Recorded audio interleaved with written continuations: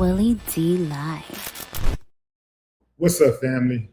Donald Trump, your president, Deputy AG, Todd Blanche, said the loud part out loud.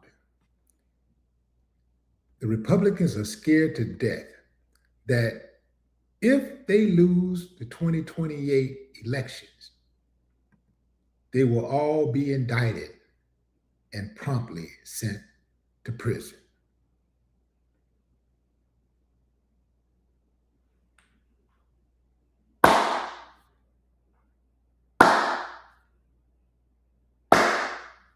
I ain't got no problem with that. Lock them up. Lock them up. Lock those uncivilized mutts up. Now, here's the thing, fam. Why would they be so nervous? Well, you know why. You know what? I'll let the horse speak with his own mouth. Afraid that the next administration, if we don't win, we're going to all be investigated and indicted. Think about that. This is not a third world country. This is America. And the existing administration is afraid that they're going to get indicted. And why are they afraid? Because that's exactly what happened during the last administration. All of President Trump's cabinet, everybody that worked in the White House, his Secret Service detail had to go to the grand jury. His Secret Service detail had to go to the grand jury.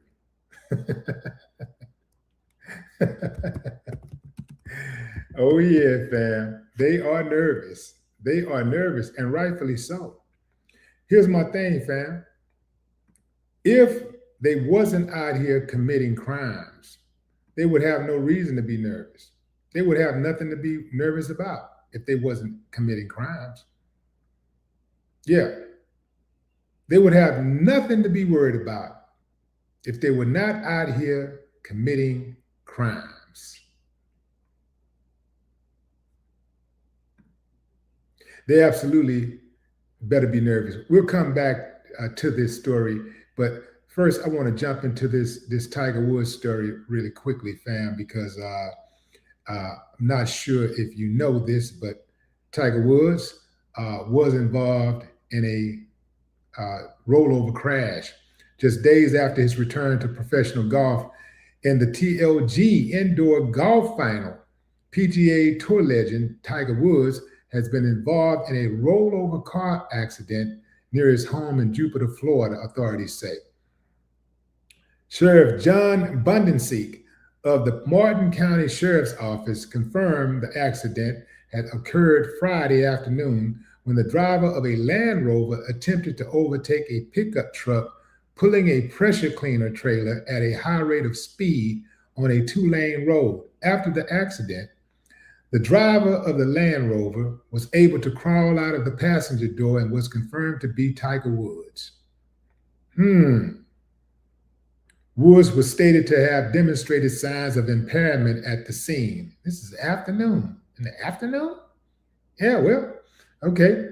Though they did not suspect alcohol use, he later blew a 0.00 on a breathalyzer test, but refused a urinalysis.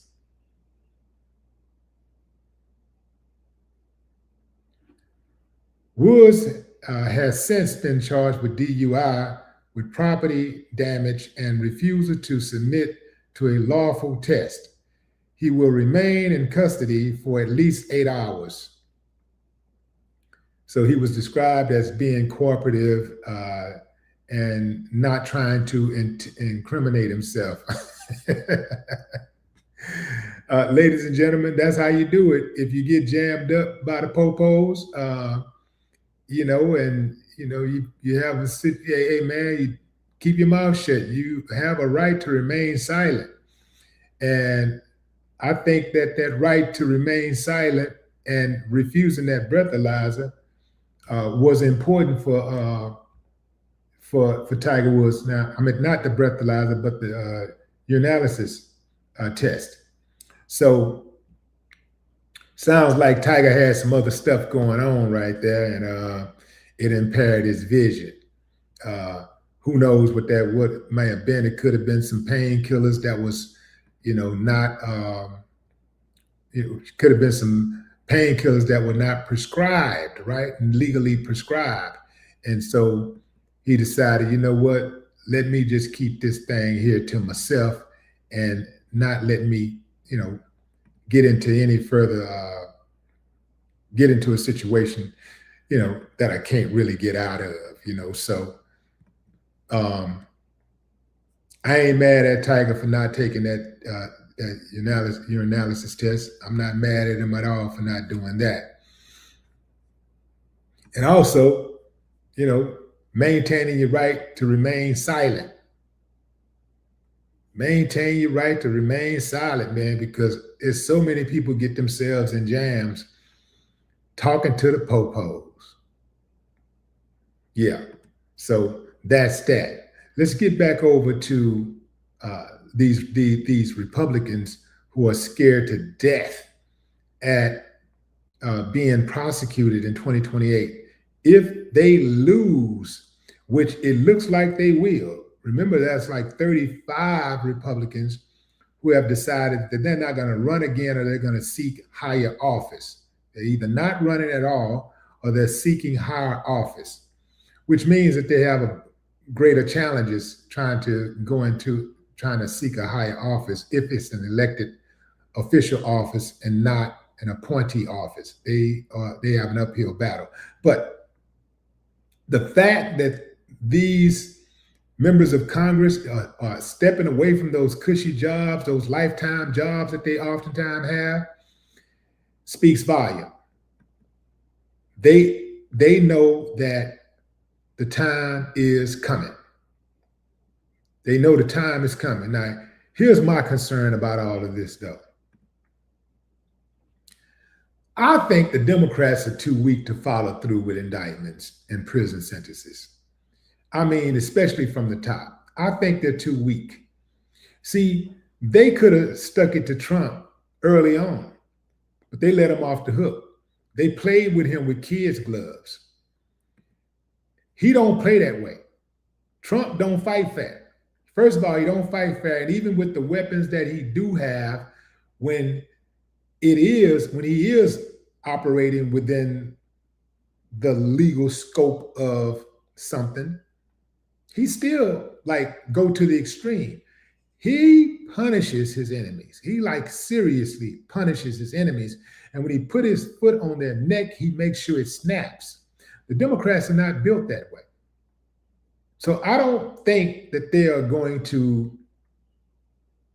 I don't think even if you give them the Senate and the House, I do not believe that they are going to go all the way out to punish the Republican criminals who are in office right now, who are working within Donald Trump's cabinet at his instructions. I don't think they're built like that. I don't think they're built like that. I don't believe for 1 minute that the Democrats are going to put Trump in prison. The dude is walking around with 34 felonies right now. They allowed him, when they had a chance to really stick it to him, they could have really got him good. But it was like they were scared. It's like they were scared to get, because the Republicans do a lot of tough talking. And they have the publicly identified extremist groups are pretty much all Republican groups. And so the Republicans use these extremist groups to do their bidding. They use these extremist groups to keep the Democrats in check, to keep them on the fence, to keep them scared. This is why the Klan, after all of these years, are still riding. The Klan's been around since 1863. And they're still riding. They're riding so hard that this government considers them, gave them the status of a religious organization. Think about that.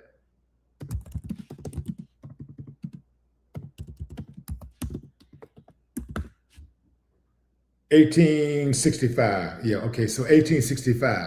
The Klan been around since 1865. It was founded in Pulaski, Tennessee on December 24th.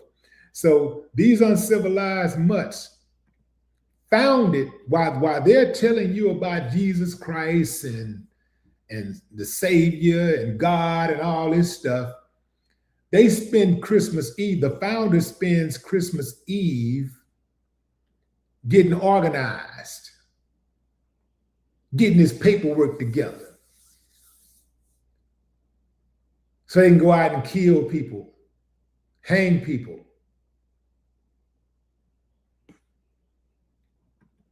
So you got the Klan, you got the Proud Boys, you got the neo-Nazis, you got all of these militias, all of these type of extremist groups. The reason why they're still around is because they use these groups to do their bidding. The Republicans use them to keep the Democrats in check. The Democrats don't want to go too hard on them because the Democrats are going to need them just in case something pop off. Just in case. They're like, we don't really rock with them like that. They're the Republicans, they're for the Republicans. But, just in case something pop off and we really have to pick a side, we're going to need them to help us out.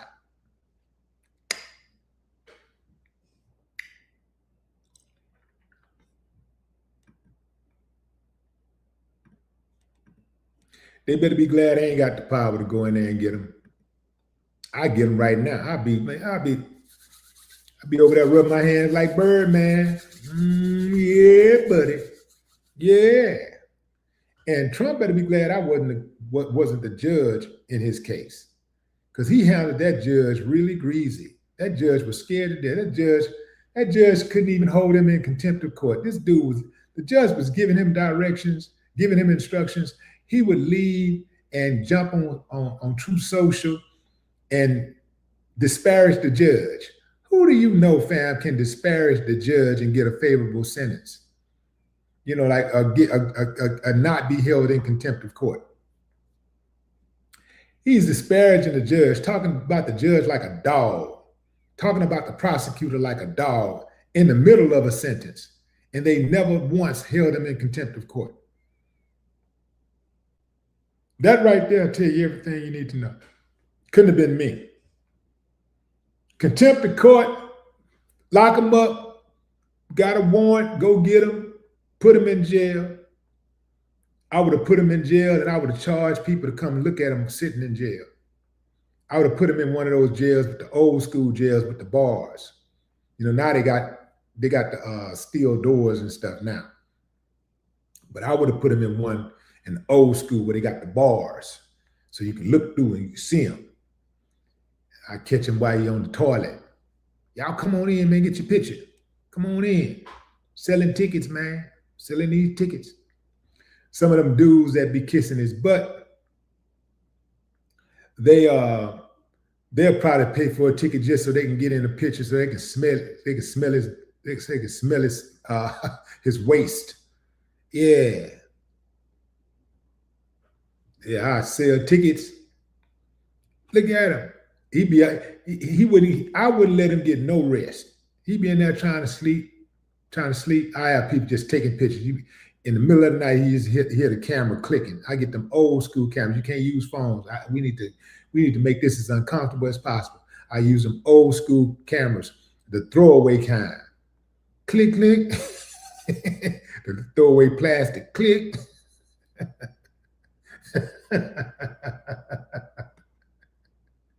Yeah, man. Yeah. The Republicans, now, I don't know who amongst the Democrats got the balls. Like, and it's going to take more than one. Like, the rest of the Democrats going to have to be on board and say, okay, what are we doing? Okay, I might not like it, but I got to get on code. The rest of the Democrats, they got to get on code. They got to say, okay, this is what we doing. This is what we doing. But they got moles in their party, like Fetterman, you know, who's just going back and forth telling the other side what the play is.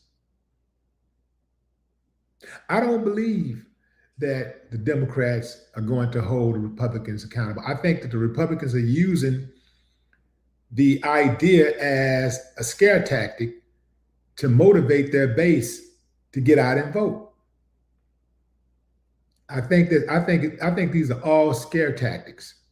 I do not believe that the Republicans seriously believe that the Democrats are going to hold them accountable. The Democrats, they just ain't built like that, man. They're not built like that. But they want to pretend to take the high road, but at the same time, you know, they're involved in a lot of the corruption that's going on, just like the Republicans. The Republicans are their country. They just don't try to hide it. So basically what you have is two hoes. You got two hoes. One try to act like a lady. One pretends to be a lady. One is just a straight up hoe. And she lets you know, I'm a hoe. Yeah, I'm all about my money. I'm all about my money. I'm a hoe. I'm all about the money, and ain't nothing I won't do to get to my money. I have no morals. I have no values. I have no integrity.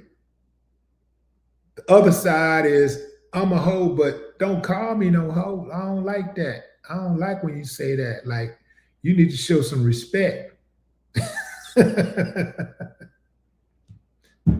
Yeah. So you got both sides, man. You know how it go, fam. Going into the comments. Baby sis, what's up? CL Graham, Ray, I see you. Grand National, Troy.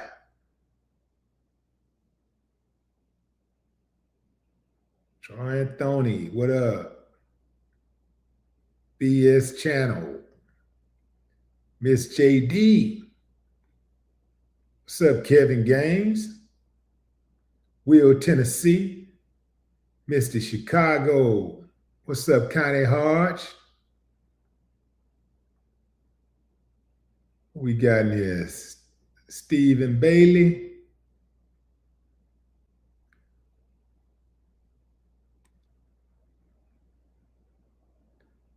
Let's see, Misty. No, that's Miss Style.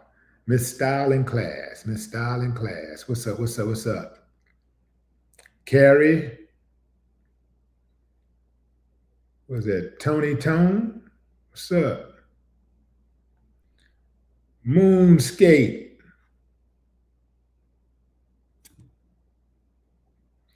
China Carter. What's up, China? African Native. What it do? We got the Loud Pacquiao.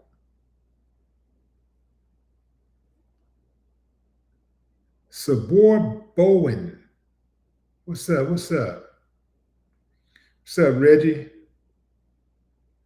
Curtis McLean. Sage Gage. Red Crawford. What's up, Red? I'm gonna jump back on it, fam. Jumping back on it. I'm gonna tell you this, fam. No president should make $4 billion in 1 year. I'm talking about why they're president. $4 billion. This dude has made up $4 billion already. $4 billion. We know that the government has been for sale, but it has never been this blatantly for sale.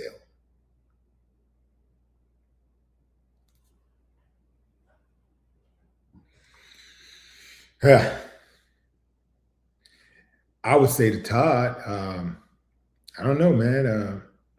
If you're seriously afraid of going to jail, maybe if you stop committing crimes, like stop using your position to commit crimes. Stop using your position to cover up crimes. Because right now, if we're to listen to what he's saying and take that to the bank, what he's basically saying is, I'm admitting that we do commit crimes. We're committing, he's literally admitting that they're going to be held accountable. That's what he's doing. He's admitting that they're going to be held accountable. If he had not committed any crimes, he wouldn't be so concerned with going to jail. Who do you know? Who amongst us are worried about going to jail if we ain't did nothing wrong? Who amongst us? If we haven't done anything wrong, why should we be concerned with going to jail? We haven't done anything wrong. So, and he's in a power position, and he got the backing of the president. So he knows he's not going to jail unless he commits a crime. He knows that for a fact. Well, unless he gets held accountable for a crime that he commits. But he knows for a fact that there's no way possible somebody in his position is going to be railroaded for a crime that they did not commit. He knows that that's not possible. So that tells us that, perhaps he's guilty of something, right? That's the only reason why he would be concerned. I don't know, fam. Maybe it's just me. I don't know. I'm just thinking out loud. Get my Ed Sheeran on. That's all. Get my Ed Sheeran on.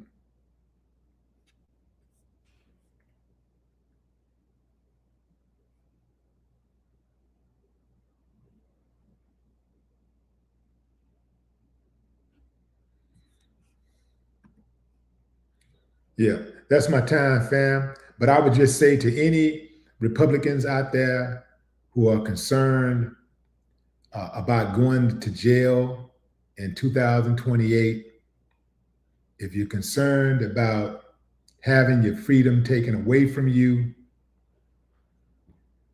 perhaps you should just be a little bit more diligent about adhering to the laws of the Constitution, like the rest of us. No more talk.